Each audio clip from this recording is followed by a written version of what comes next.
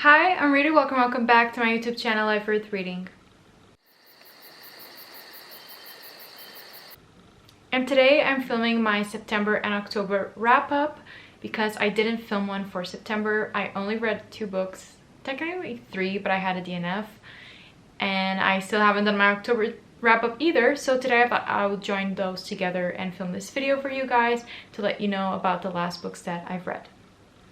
So, to get right into it, as I mentioned, in September, I read 3 books. Technically, one was a DNF. And in October, I actually read 9 books, which I'm really proud of. It was a great reading month for me. I haven't had one of those in a long time, so I'm really happy to share all the reading that I did in October and to let you know about all the ratings and stuff. So in total, I have 12 books to talk about. So without further ado, let's just get into it. I have my trusted reading journal here where I keep track of all the reading that I've done so far this year, so I will keep looking at it to see the order in which I read these books. Starting in September, the first book that I read, I'm actually going to talk about 2 books right now because I don't want to give them a lot of attention during this video, but I'm doing a reread of this series. I'm doing a reread of the whole series with 2 of my best friends in real life. And we are reading one of them a month because I actually have never finished the series before. But yeah, we all know what this is about.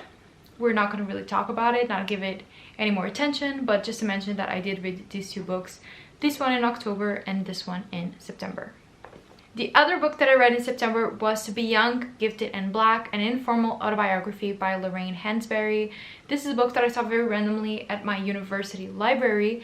I usually don't really go there because I can't pick up any more books. I already use my local library very often, which makes me not read my physical TBR. So I usually don't check out books from my university library, but I was just browsing through the shelves and I saw this book and it was just, I don't know, something called out to me. I love reading memoirs, I love reading autobiographies, and I love those just types of books just to get to know people. And I had never heard of Lorraine Hansberry before, but she was a quite well-known author of plays. She was a playwright in New York during the,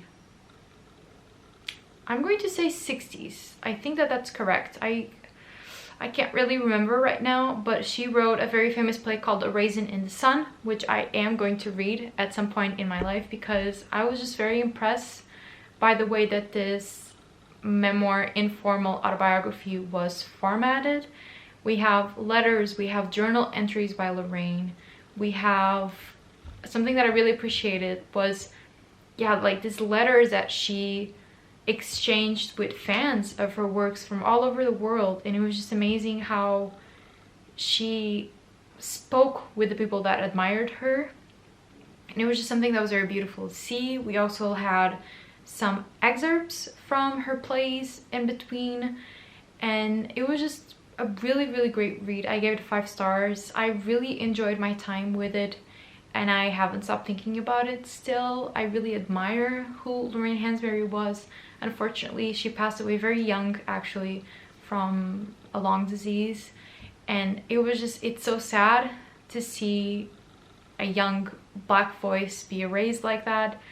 And also the preface, I think, was written by James Baldwin, the author of Giovanni's Room. And it was just amazing to see the impact that she had during her short time. And I really enjoyed it. There was also a lot about New York because she lived in New York for a long time and this plays were at Broadway. And it was just, I don't know, I really felt a connection with this book. I really admire Lorraine Hansberry and I'm really sad that she's no longer with us and that she couldn't write any more of her plays. But yeah, if you find this book anywhere, you need to read it. I am going to purchase a copy for myself because the one that I read was like from the 80s. It was really old. But I am going to purchase a copy for myself in some time because I feel like this is a book that I really want to have with me. And it really stuck with me. So I'm very happy that I did read it. And my other book, which was a sad DNF that I had, was Her Body and Other Parties by Carmen Maria Machado. I spoke about this book in my end of the year book tag because it was a book that I DNF'd, but it is a DNF that I'm willing to try again. I read this book from my library and it was translated into Portuguese, and something about that translation just was not working for me. I read some of the short stories, I liked them. Some of them I was not a particular fan of, and I just couldn't bring myself to finish these stories because I really felt that I was going to give it a low rating and I wanted to give it a fair chance.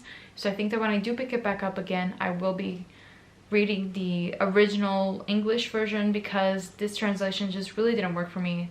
I really didn't care for it, and I don't know, I just didn't connect with the stories, but I'm hoping that it's a language issue and not a author issue, because I really want to read In Dream House by Carmen Maria Machado, and I know everyone loves both of these books by her. So if it is a problem with me and the actual book, I'm going to be quite sad.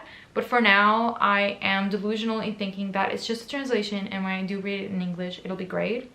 But yeah, so far, a DNF. I'm not very happy about that. I read about halfway through, but that's how I ended September. Then for October, like I mentioned, I read 9 books. I read 7 physical books and 2 ebooks. And I think I kept track because I was participating in a month-long challenge here within the Portuguese Bookstagram community. And I actually kept track of all the reading that I did and all the page numbers, which I never do. And in October, I think if I'm remembering correctly, I read 2,885 pages. So I read almost 3,000 pages, which is absolutely amazing. I'm really proud of myself, and I managed to finish 9 really great books. So let's start with the first book that I read in October, which was a hangover that I had from September, and that was Babel by R.F. Kuang. I mean, could I have started out my reading month any better than with Babel? This book, what to say? I have 2 vlogs where I read this book because yeah, it took me a little bit longer to read this book than I was anticipating. It is quite long, so I do forgive myself for that. But this story is about Robin, and he is from Canton, and this is set during the 19th century, and a disease sweeps through his village, kills everyone in his family and everyone surrounding him, and he is saved by this man who I cannot for the life of me remember his name. Professor Lovell, that's it. And he is brought into London by this professor because Robin is a child that has always enjoyed to read and has always had an English nanny that tutored him and read to him. And so he is picked up by this Professor Lovell and brought to London so he can study very intensively in order to one day go into the Babel Institute in Oxford. And this is the Tower of Babel, which is where all the translation works happen during this time. And obviously this is a fictionalized version of Oxford. It has some magical elements, including silverworking, which is basically, it's quite complicated, but it's when you put 2 words in 2 different languages that have connotations or they translate very similarly, and you create a silver bar that works with a certain purpose, and it's related to the words. I can't really explain it. It's not really complex to read about, but it's a little bit strange to explain, and I'm not doing a really good job at it. But basically, Robin goes into Babel. He goes to study there. There's only 4 people each year that study there, and they all are masters in different languages. But it's basically about how this institute is promoting imperialism, the British imperialism and colonization, and how they are using this translation as a means of oppression of people of color, which is a brilliant way to put it and something that I had never thought about before. Of course, I'm not a scholar like R.F. Kuang is, and you can really see that this is a passion project for her in terms of linguistics and her studies of oppression and colonization and the effects that languages have on them. But I have really never thought of it, how translation can be used as a means of oppression. But it was a brilliant book about that. Some people say that it's too on the nose. I don't particularly think so. I think that this is a conversation that I didn't know needed to be had, but I'm glad that I read this book. It did go into very unexpected directions. It was quite sad to read about, and I really empathized with our main character Robin, even though sometimes it was hard to empathize with him. And I do like a multifaceted character, and I think that Robin was a great main character for that. So I'm really glad that I read this. There are much better reviews on this book than what I'm doing. I'm doing a terrible job at it.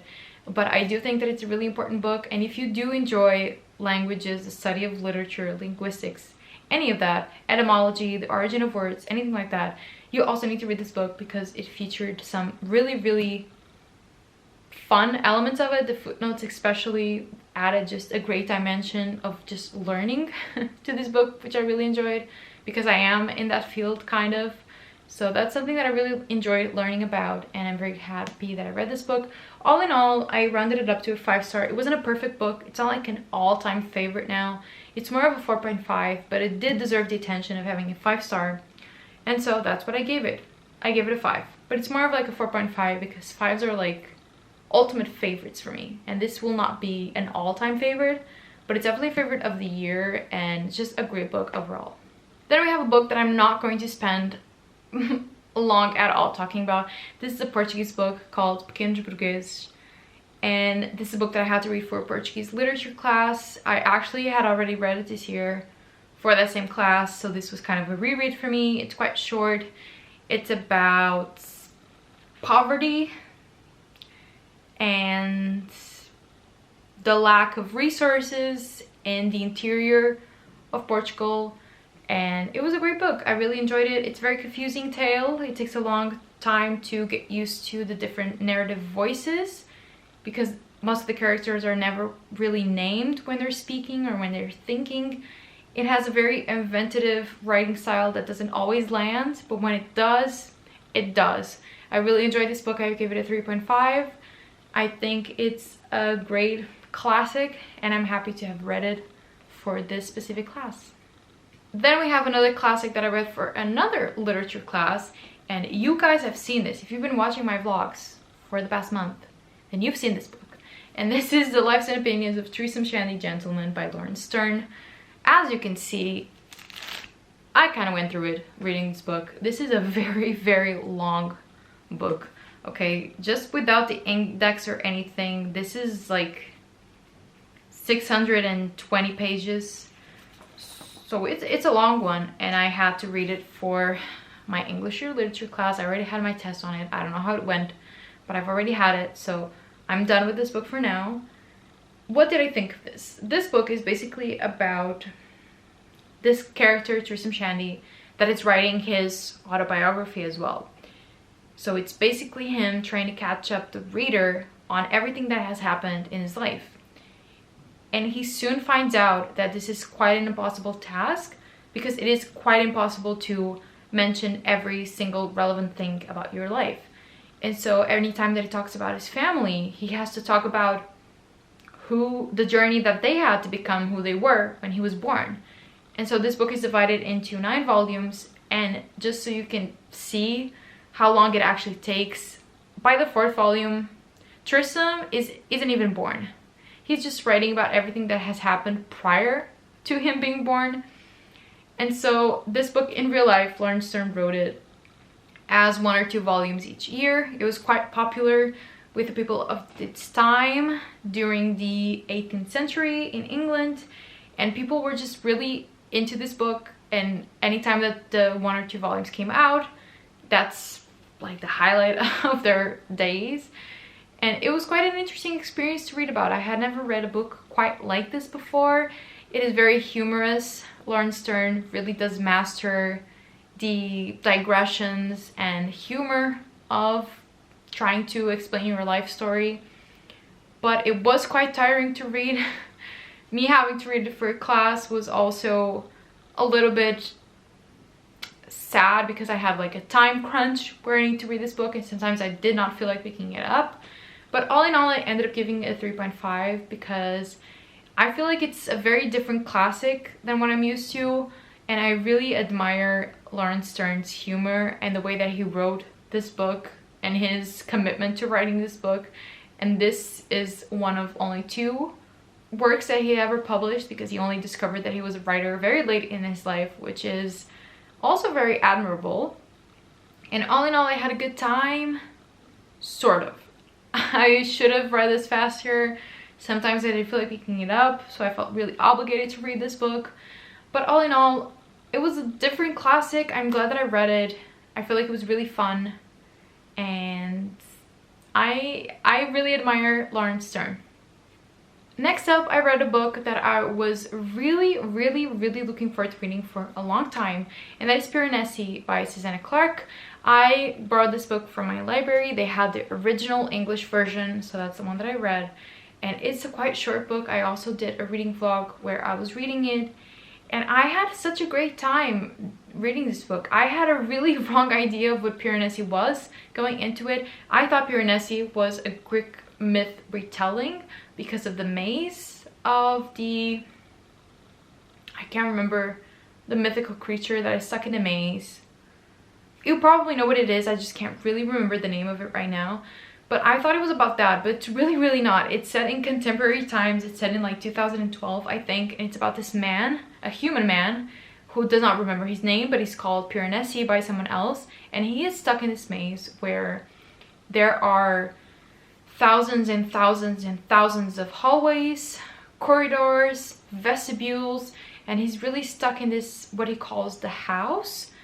And the house is really strange, and it's really long, like he can walk kilometers from one vestibule to another, and it's full with these statues and nature, and it has a sea, and there are tides, and it's just a whole thing. It was really bizarre to read, and it takes a little bit to get into. It's written in kind of journal entries. Yeah, it's written in journal entries, and it takes a little bit to get used to it, but I really enjoyed this story. And Piranesi has only one other companion in this whole world of the house, and that is what he calls the other. And the other is another man that is trying to find what he calls a secret knowledge. And things really get disrupted when there is someone else that arrives at the house. And that's really all that I want to say. It was really heartwarming. I really enjoyed the message of it. I really empathized with Piranesi. He was so kind. He was such a gentle soul. I really just loved following him and his thoughts, and he was so nice. And it reminded me a little bit of Animal Crossing, because like during his day he would go fishing and he would go hang out with the animals, and it was just so cute, but also kind of sad. And I just really loved the message of it. At the end, the heartwarming message was really nice to read, and I'm very happy that I finally read this book. I ended up giving it a 4-star. It's not an all-time favorite as well, but it was a really solid read that I enjoyed.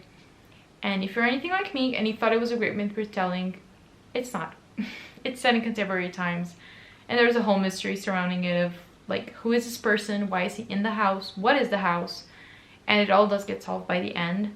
So it has the two elements of day-to-day life, and it's very character focused, but we also have a mystery throughout it, which I think really helps to hold your attention when you're reading it. So I really recommend this book. Then I read a non-fiction book that I've also been meaning to read for a long time, and that is The Anthropocene, reviewed by John Green. And this is a collection of essays by John Green about our era in this world, the human era, everything that has come with it, the good, the bad, the ugly. And I really enjoyed this nonfiction book as well. I gave it 4 stars.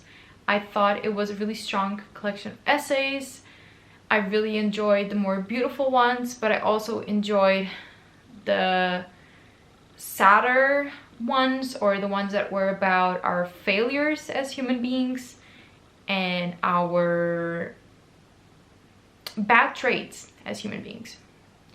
So I really enjoyed this book. I have never read a John Green book before. I was not a John Green teenage girly growing up. Nothing against it. I was just never drawn to his books. But I do admire his sense of writing. There's a lot to learn about his character as well, about who he was and the struggles he has been through. And that is something that I really admire, when authors put themselves out there and give us a really personal tale of their lives and what they enjoy and what they don't, and their trials and their failures. I really enjoy that. There's not much to be said about the Anthropocene reviewed that hasn't been said before. Oh my god, my earring fell off. Girl. There's nothing really new to say about this book that hasn't been said, but if you're like me and you still haven't read it, I definitely recommend it.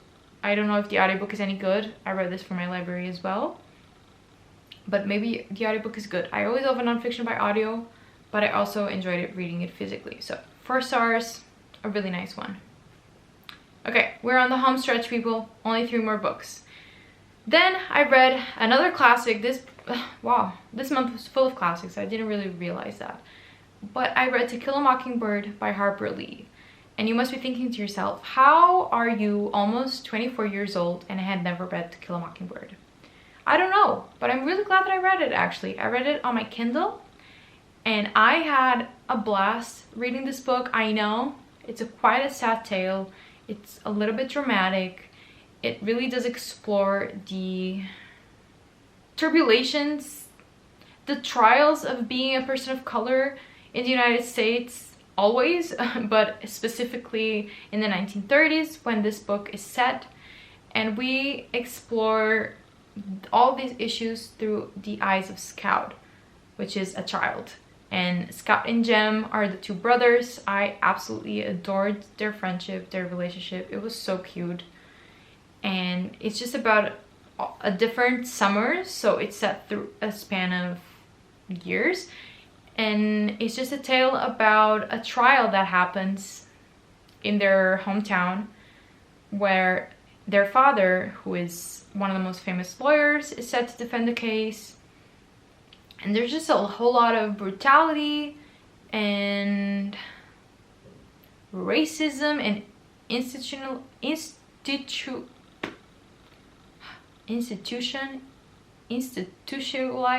I can't say this word. Let's say institutional racism because of how the trial is not really fair to the man that is on trial. And it's just a whole thing, but I feel like what I enjoyed most about this book, despite all of these obviously really hard to read descriptions of what was it like during this time, I really enjoyed the writing overall. Of course, Harper Lee is an amazing writer, but the childhood innocence, I really enjoyed it. I don't usually love reading from children's perspectives, but something about this just really worked. I loved Scout, I loved Jem, I loved just the way that they navigated all their trials and tribulations of life. It was just really wholesome to read about. And I'm really glad that I finally read this book. It was definitely like a 4.5. I need to get a copy for myself because I read this on my Kindle. And I just had a really great time. It was an incredible classic. And I definitely understand why it is so. I feel like I am a better reader for having read it. So that's exciting. And since I'm talking about To Kill a Mockingbird, I'm also going to talk about Go Set a Watchman, which is a sequel. That was, no, technically not a sequel. Yes, it is a sequel. It is a sequel. And it was published in 2015, which is very, very, very long after the 1960s when the To Kill a Mockingbird was first published.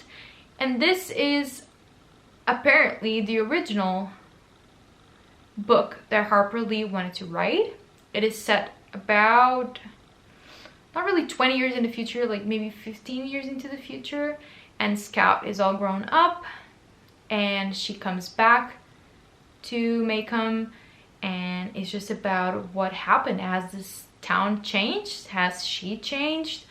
A lot of people hate this book because I feel like it really kind of destroys the happy elements that were in To Kill a Mockingbird, but I feel like that's what I really admire about it. It's a really brave book. Not really brave because this is the book that Harper Lee wanted to write, but it's just, it really is about demystifying your childhood and about learning hard truths when you're finally older enough to do so. It's about the deconstruction of the hero and how people around you are not always the idols that we think that they are, especially with Atticus, which is their father. There's just a whole lot of deconstruction of the hero going on there, and there's something that I really admire. I feel like this book has just, it's very brave, and it destroyed a lot of people's hearts, and it broke a lot of people's hearts, but I feel like that's the whole point of it. It's about how sometimes reality can be really heartbreaking, and how unlearning all the things that you thought you knew during your childhood is never really easy. I ended up giving this book a 3.5. I feel like I just can't give it any higher because I just didn't love it as much as To Kill a Mockingbird, but I feel like it's simply because it doesn't really feel like a sequel, right? It's hard because it's just a weird book. It's the book that Harper Lee wanted to write, and then she wrote To Kill a Mockingbird, which was sad, which was like a prequel and a focus on their childhood, but it's not really the book that she wanted to write in the first place.